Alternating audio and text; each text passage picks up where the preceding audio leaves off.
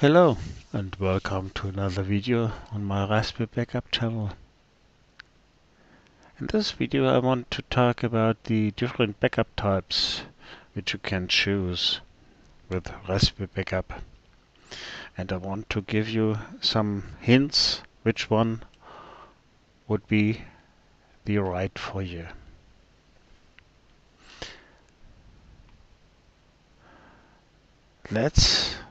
What I suggest. Use rsync whenever it's possible, because that's the fastest backup type you can choose, and which also will save a lot of backup space. Whenever you cannot use rsync, use tar. And use DD only if you have to. That's the worst backup type.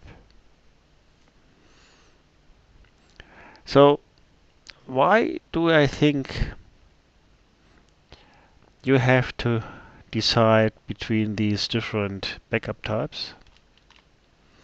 On my website, if you go down to the user guide and then scroll down to backup types and decision tree, you'll find some information I don't want to talk about, but I want to talk about this flowchart, which I hope will help you to decide which backup type you should use with the Raspberry Backup.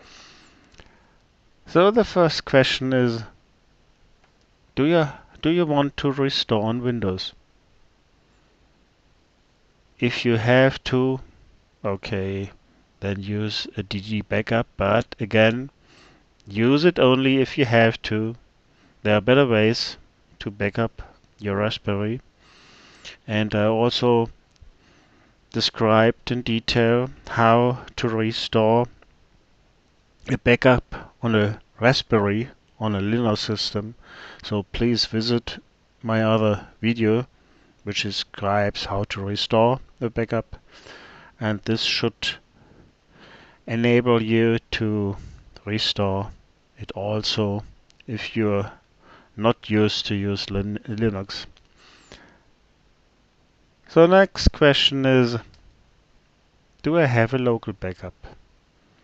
If you have attached a local USB stick or USB disk or SSD card or something like this, then the next question is whether this disk or system, or not system, whether this drive has an X3 or 4 file system. If yes, then just go to rsync backup. That's the best one you can choose. If you don't have an X file system, for example a Windows HDFS file system or something like this, well, you unfortunately don't can use rsync. You have to use tar. But that's better than DD. Okay, so next question is, if you don't have a local backup and you use Sember or SIFS or a similar access method, you have to use tar because it doesn't support the features you require if you want to use rsync. But that's a better method to back up your system than DD. Okay, next. If you don't use Sember but you use NFS, that's the most common file system connection to a remote system in Linux. For example, if you have another Raspberry set up as an NFS server, that's a good chance and a good decision to use this one to back up any other Raspberries. Then use NFS. If you use NFS, next question is, do I have to back up ACLs? Normally, you don't have to care about this because ACLs are not used much. And if, for example, you have installed a Raspbian OS, you will not find any ACLs. And then you can go straight to the rsync backup and enjoy the rsync backup.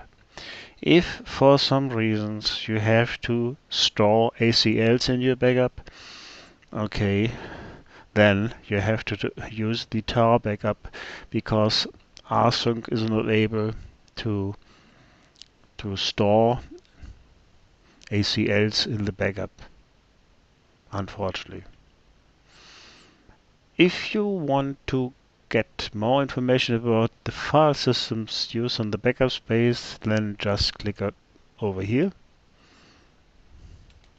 and then you will see some additional tables which describe in detail when you should use a file system and what's the benefit and drawback of a file system used in the backup space.